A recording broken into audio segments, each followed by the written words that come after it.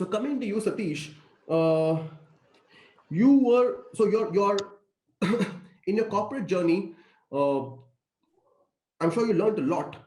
Uh, what are the most important things that which you learned in your corporate journey, because you spent a lot of time in the corporate in Red Hat, which you could also use in your entrepreneurial journey? So what things can we pick up from our corporate journeys and can use that in our entrepreneurial journey? Yep. So I think the most key thing that I took from my corporate journey is the ability to execute on a vision. I think this is something that I had the privilege to experience that within that. The way the company is to operate is we build products or platforms based on what we see as an industry need, and then also collaborating with a various set of communities that is coming up with various kind of projects. So Red Hat is trying to build a platform using all these different projects that's up there. It's not just about taking the projects, but also kind of addressing what the market needs or what the gaps exist when it comes together. So for me, that 17 years was like there are different mini ventures that has been started in that, which is like, and it goes through every phase that we experience today in the startup world. The only thing was like, yeah, you don't need to chase investors.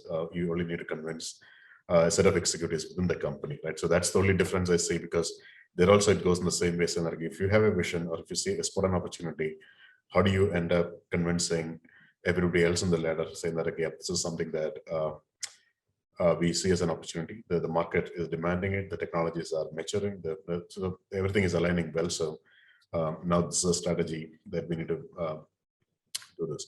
And I also experience, okay, it's not that okay, every proposal or every opportunity is spot. And if you move a proposal, it is not that okay, every proposal will get the same level of acceptance. So you also need to deal with rejections, and maybe the rejections might end up you're completely dropping that because you accepted the feedback, things are not ready.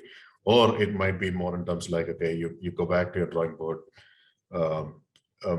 improve it and based on the feedback, and then go back again and submit it. Because in some cases, that's a good strategy. And that's again, all depends on how you take the feedback, right? In a way that okay, you still believe that okay, there's an opportunity, and you understood the flaws in your pitch initially, and then work on the feedback, improve the thing, and make it look relevant to the stakeholders. I think that's the same thing that we are also doing in the startup world. Like when we started the company, the set of the investors that we have, those are not the only investors that we reached out, right? It is like we had a lot of conversations, and a few kind of materialize, or the few kind of get to a point where we both get on agreement on where we're going, what we're doing, and all those things.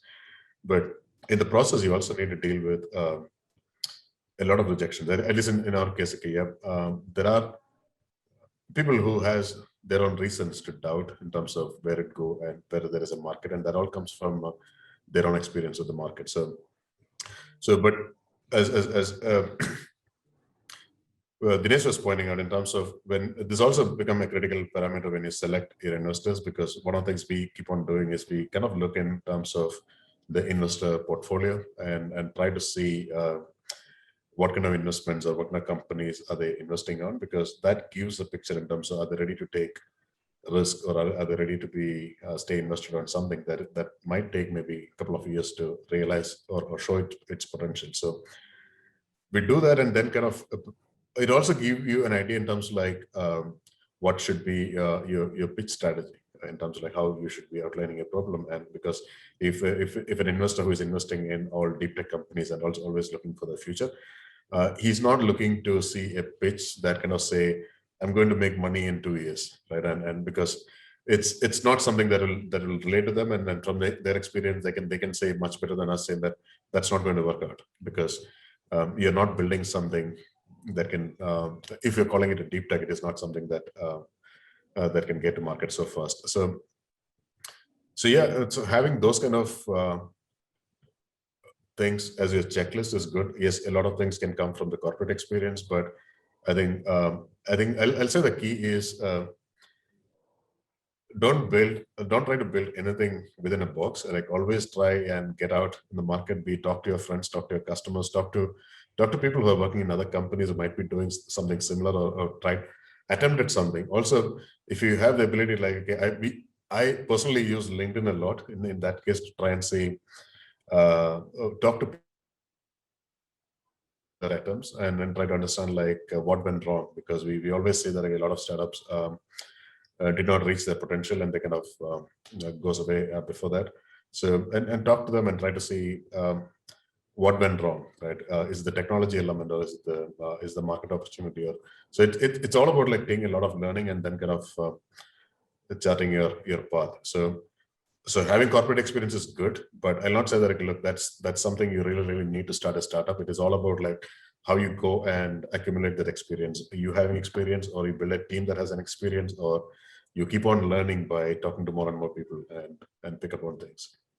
Makes sense. Makes sense. So yes, so Satish is definitely emphasizing on the fact that you can actually learn a lot from your corporate experience, how to build team, how to train, how to behave in the office, how to make sure that you have a fabulous team, because team at the end of the day, which will make you or break you or break your company, is a very important part of our ventures.